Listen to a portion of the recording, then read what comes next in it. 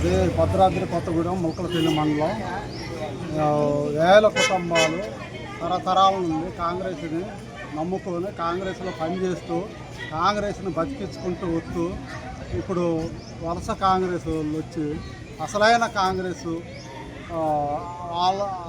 కాంగ్రెస్ని తొక్కేస్తారు.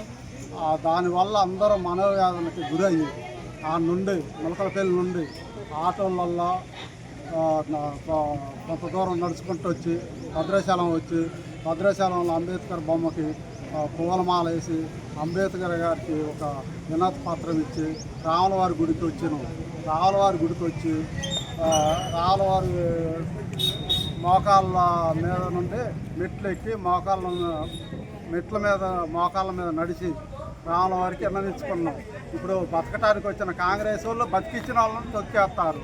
అందుకే మనోవేదనకు గురయ్యి మేము మా పార్టీకి ఎవరికి చెప్పుకున్నా ఎవరు పట్టించుకోవట్లేదు.